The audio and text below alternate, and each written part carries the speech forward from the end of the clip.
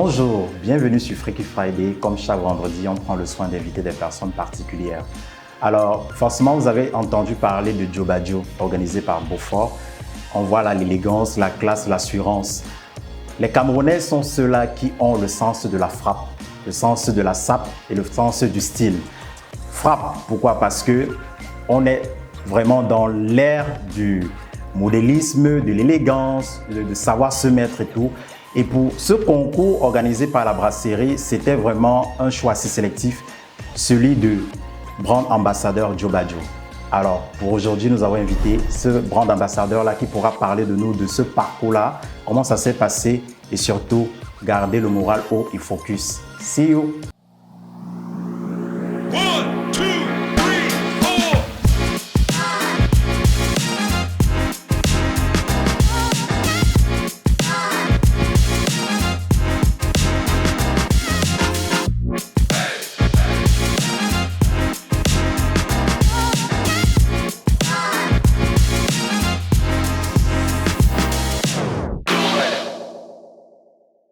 Alors, tout à l'heure, je vous ai parlé d'un brand ambassadeur en la personne de Jason. Jason, bonjour et bienvenue au Freaky Friday. Bonjour Daniel, merci. J'espère que tu te sens à l'aise. Ouais. Alors, assez rapidement, vous avez constaté, il est très bien habillé. Il porte également l'écharpe Mister. Voilà, Mister Djoba Djo. Ouais. Djoba Djo qui s'est passé il y a quelques semaines du côté de Douala, oui, organisé par la brasserie.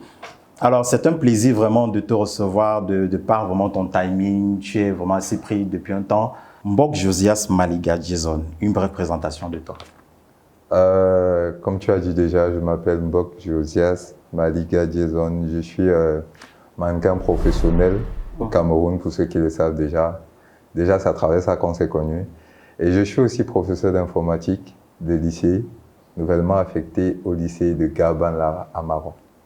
Oh, il y a un parallèle entre les deux régions, ouais, littoral, je pense le nord. L'extrême nord. L'extrême nord. Ouais. Et comment penses-tu gérer cette, je veux dire quoi, ce parallèle-là entre les deux villes, vu que tu abordes la casquette de master, je vais dire comme ça, Djoba Djo? Je pense que ça va déjà être facile parce que j'ai un réel plaisir de travailler avec une société, vraiment une grande société. Donc du coup, mes déplacements seront déjà gérés et pris en charge par la société que je vais représenter. Donc ça va être un peu facile.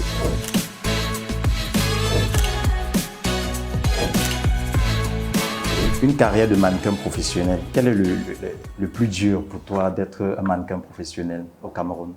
Le plus difficile pour moi, je vais dire, c'est beaucoup plus en termes de respect du métier déjà, que l'on ne considère pas assez comme un métier au Cameroun. Après, il y a aussi la rémunération qui n'est vraiment pas fameuse de notre côté. Mais après, comme je dis souvent aux gens, on vit la passion en fait. Ouais, c'est un peu ça. Bon, après, la passion ne nourrit pas quand même son homme. Justement. C'est comme dans tous les métiers, tu cherches à te faire un nom, tu cherches à te construire une identité. Et puis, à travers ça, je me dis, tu auras cette chance-là d'être connu. Et on sait tous aujourd'hui qu'on vient une ère où c'est l'ère de l'apparence et tout. Donc, tout le monde paye cette apparence-là. Donc, plus tu as le nom, plus tu es connu, plus tu vaux cher sur le marché. En fait. Après, tout à l'heure, tu as parlé de passion et ça s'explique, ça se justifie. La passion t'a conduit à ce titre. Quand même, il s'agit de la brasserie, c'est pas donné d'être sélectionné par une grande marque brassicole en portant ce titre-là pendant un an. De belles rencontres forcément qui vont s'en suivre, peut-être des signatures de contrats, la visibilité en compte en banque, possiblement. Quels sont les atouts que doivent posséder un mannequin ou un modèle photo pour espérer percer dans ce métier?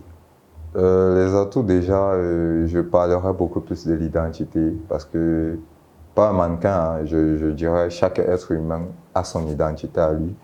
Maintenant, le fait d'être mannequin, c'est de mettre en valeur cette identité-là. Qu'est-ce que tu vends que les autres n'ont pas, en fait. Mais maintenant, il y a des critères physiques Il faut être peut-être grand détail, être un peu mince comme nous, être sportif. Tu penses que je peux être un bon mannequin? Si, Daniel, si. Ok, être sportif. Oui, être sportif parce que je fais énormément de sport. Parce qu'il faudrait que je le précise ici. Avant d'être mannequin, j'étais basketteur. Ok. Donc, je suis quitté du sport pour le mannequinat. Ça m'a un peu facilité la tâche. Parce que je me suis juste mis à apprendre à marcher, à être droit. Et puis, c'est voilà où je suis. Le sport ici, c'était un loisir ou bien c'était juste une visée? Peut-être la NBA? La NBA, je dirais, ouais, tout le monde en rêve, surtout quand on est jeune basketteur.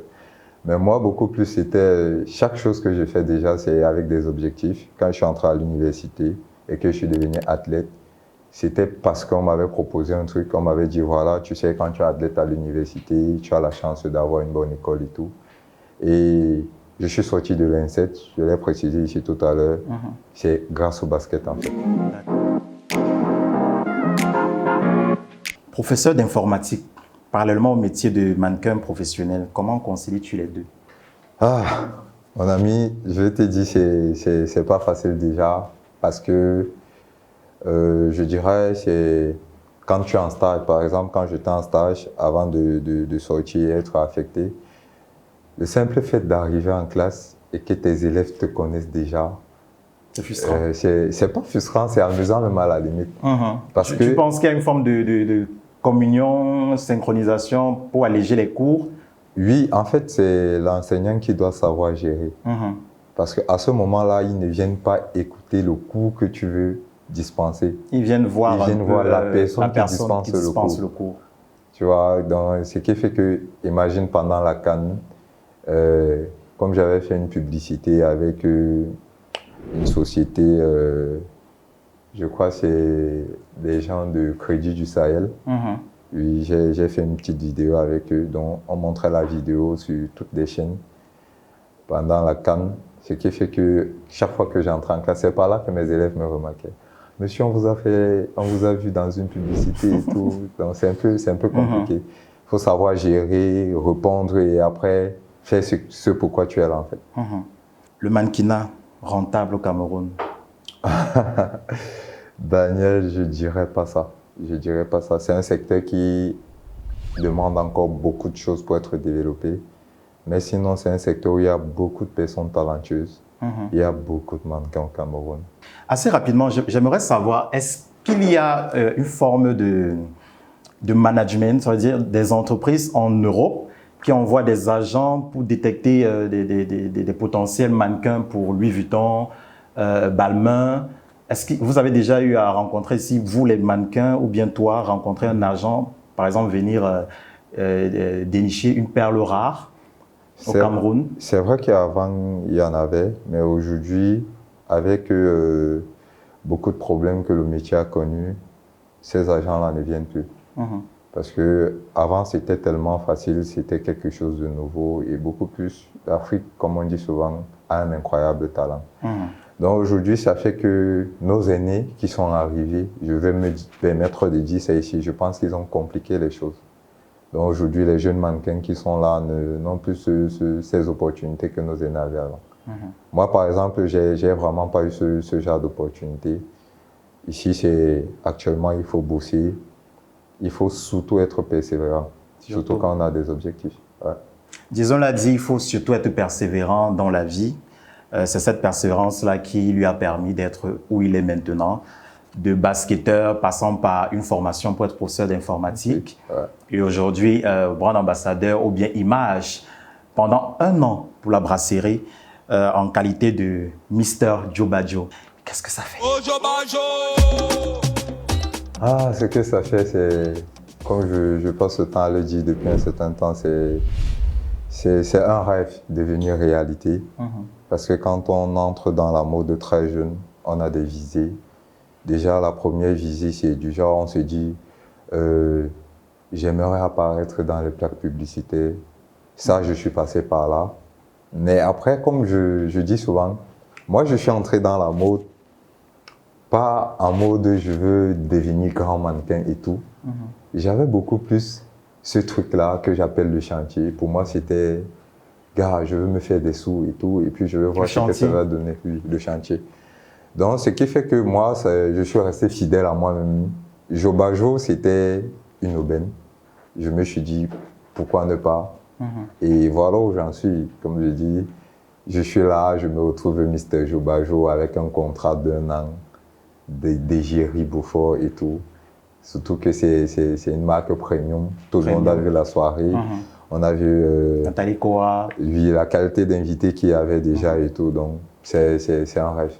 Est-ce que ton expérience se dessine un peu comme celui, ou bien celle de Francis Ngannou pour parler de chantier? Oui, je dirais ça comme ça se dessine un peu parce que en réalité, les personnes qui ont cet esprit-là, c'est beaucoup plus parce qu'ils savaient d'où ils viennent. Tu vois, on a grandi dans des zones vraiment pas très commodes. On a dû se battre pour être là. Donc, cette envie de réussir, on n'arrête pas. On veut toujours aller de l'avant et tout. Une ADN. Oui, c'est comme dans notre ADN, comme tu veux dire. Hello les amis, je suis Mr. Jobajo, je suis élégant, je suis beau, je suis fort. Alors, je vous ai... Quelles sont les conditions pour participer à Jobajo? Parce qu'après, on a compris, tu es grand de taille, un peu affiné, la petite muscu. Quelle est l'autre condition? Quelles sont les autres conditions qu'on ne connaissait pas, qui ne sont pas forcément communiquées? Daniel, pour la petite histoire, c'est déjà, moi, j'étais pas au courant du concours, tu vois. Je suis allé décider à la soirée de lancement du concours Jobajo. Et après avoir décidé, il y a la directrice d'Ambelia qui m'a approché, celle qui est l'instigatrice de ce concours. Elle m'a dit, bah voilà, tu as fait une très belle prestation et tout le monde a apprécié. Pourquoi est-ce que tu ne t'inscrirais pas pour participer à ce jeu, à ce concours? On ne sait pas où ça peut te mener et tout. Et en plus, le vainqueur a 1 million. Quand j'ai écouté 1 million, je lui ai dit, pardon, 1 million? J'ai dit, waouh. Il n'y avait pas une dette quelque part qu'il fallait solutionner? Oui, j'ai dit, si c'est 1 million, moi j'aime l'argent, Daniel. Je lui ai dit, ok, il n'y a pas de souci. Donc très vite, elle a appelé le styliste qui m'avait habillé. Et le même soir, j'ai fait la vidéo. Juste comme ça, j'ai fait la vidéo. Un peu lassiste. Oui, un peu lassiste. Mais dans ma vidéo, ce qui l'a intéressé, c'est qu'il était en train de dire que c'est moi le prochain Jobajo. Wow. Après, je suis parti.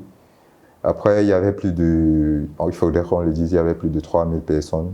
Wow. On a retenu... Dans tout le Cameroun? Oui, dans tout le Cameroun. On a retenu 100 personnes pour la finale. Et parmi les 100 personnes, on a retenu 100 personnes pour la demi-finale, où il fallait encore faire une autre vidéo. C'est là où j'ai fait l'effort de faire une belle vidéo. Après, il y avait des votes en ligne. Oui, en parlant de votes, j'ai vu les votes. Voilà. Même sur YouTube, je crois, j'ai vu, il y a des gens qui ont voté. Les gens étaient vraiment sûrs. Salut. Chez les hommes, j'étais premier en vote.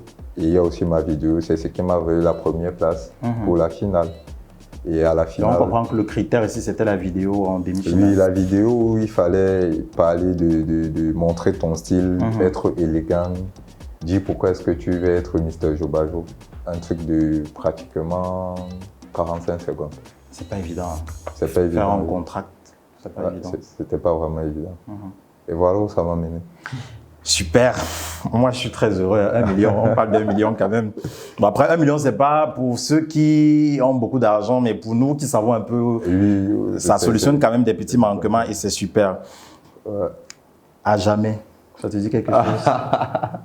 À jamais. Ma toute première apparition dans un clip.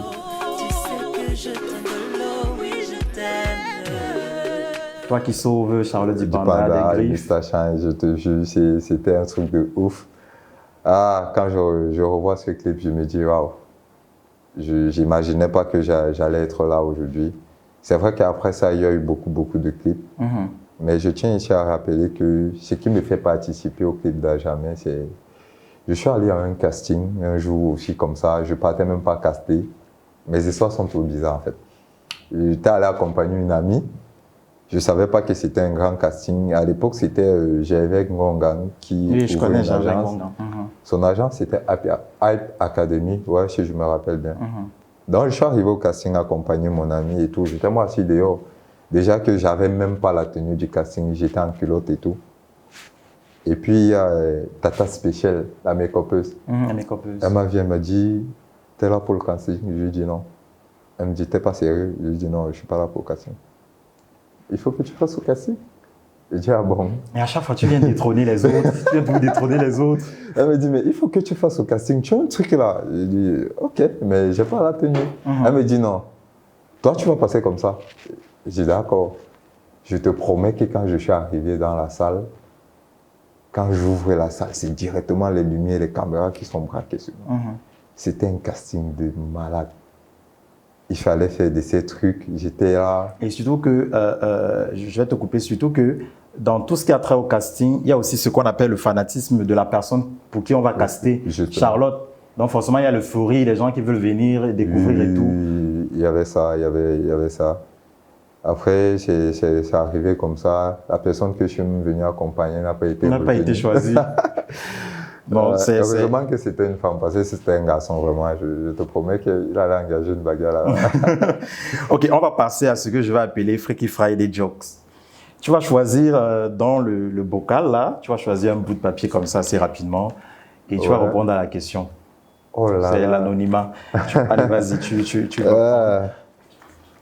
Je suis sûr qu'il va retirer, c'est que S.H. Jason est marié. Alors. C'est ça? Ouais, le 2. Ok, le 2. Pour toi, c'est quoi une femme africaine? Waouh! Pour moi, une femme africaine, c'est déjà une femme qui garde son identité. C'est pas celle-là qui court après des valeurs qui ne sont pas les siennes, genre des valeurs européennes. C'est cette femme-là qui sait, elle est déjà maternelle, elle est accueillante. C'est une mère, en fait. Comme je dis, elle a beaucoup de valeurs, elle a beaucoup à apprendre aux autres. Pour moi, la femme africaine est au-devant de la femme européenne. Super. Donc pour moi, c'est ça la vraie femme africaine. Pourquoi tu penses? Ce sont ces valeurs Oui, citées? ce sont ces valeurs intrinsèques. Parce qu'aujourd'hui, on vit dans un monde où, quand je regarde mes jeunes sœurs qui se décapent, qui courent après une image qui ne leur appartient pas, je trouve ça vraiment débile parce qu'elles sont jolies. Les Européens viennent ici nous chercher. Ils ont besoin de nous pour faire plein de choses, dans tous les secteurs je vais dire... On parlera de Women King, de Viola Davis. On est venu chercher des belles femmes travailleuses, battantes au Nigeria et d'autres pays. Justement, c'est parce qu'elles ont ces valeurs-là, en fait. Tu vois? Donc, pour moi, la femme africaine doit être celle-là qui est capable de garder ce côté-là. Ce côté naturel de dire « je suis belle ». Parce que je suis noire, je suis belle parce que j'ai des formes. Parce que quand on regarde un peu dans des autres pays d'Europe ou bien de l'Asie, elles sont un peu uniformes. Ça veut dire elles sont minces, elles n'ont pas de fesses et tout. Chez nous, il y a une diversité vraiment énorme. Voilà. Cette diversité fait de nous, moi je vais dire, des personnes vraiment très exceptionnelles. Je dirais même des personnes bénies de Dieu. Super, des personnes bénies de Dieu. Prochain coupon. C'était pas un coupon de Non, il te reste 2. Waouh.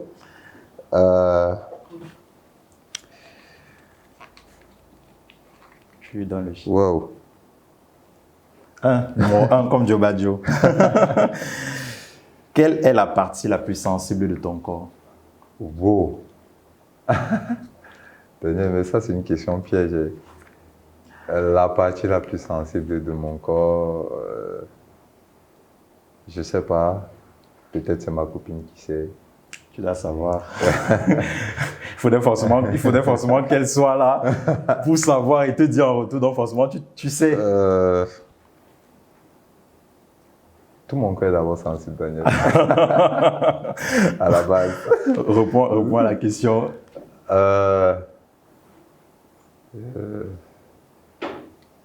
Mon cou. Ok, ton cou. Avec beaucoup d'hésitation. Tu as beaucoup hésité avant de répondre. Justement parce que je me dis... tu as dit qu'il y a beaucoup d'endroits sensibles. Oui, il y a beaucoup d'endroits sensibles. Tu peux faire le cou? C'est vrai. Parce que quand elle me fait souvent des petits suçons au cou, là, Ok. je lui donne tout ce qu'elle demande, en fait. Ok. Dans 1 million, chérie, tu as 975 000. Déjà, elle a me dit à tout prix. Elle a tout pris. Dernier coupon. Waouh! Cette histoire de coupon, Daniel. Ok, le chiffre 5. 5. Quelle est la chose la plus importante pour toi? La chose la plus importante pour moi, c'est ce que l'on a le plus cher. Je n'arrête pas de le dire déjà. C'est que chaque être humain puisse s'aimer déjà comme il est en fait. Parce qu'on a ce problème aujourd'hui, c'est que tout le monde veut ressembler à tout le monde. Et ça dénature ce côté-là intrinsèque que tu as, ce qui fait de toi une personne différente des autres. Donc pour moi, la chose la plus importante, c'est que chaque personne puisse garder son identité, s'accepter tel qu'il est. Et je pense que c'est ça qui va l'amener de l'avant en fait. Super. S'accepter comme tu es et ça te permettra d'avancer. Ouais. Voilà. Alors, nous sommes à la fin. Voilà, c'est un plaisir de te recevoir sur notre Le plaisir est partagé. Friday. Merci Daniel. Jason, il est Mister Diobadio Beaufort pour la brasserie pendant 1 an. Donc, prenez le soin de le suivre sur ses réseaux, sur ses pages, commentez, donnez vos avis. Abonnez-vous également sur Freaky Friday, sur Fab Afrique Magazine, sur Instagram, YouTube, Facebook. On a également un site web, Fab Afrique Magazine, sur les réseaux sociaux en ligne. Alors, plaisir de vous retrouver très prochainement. Prenez soin de vous. See you!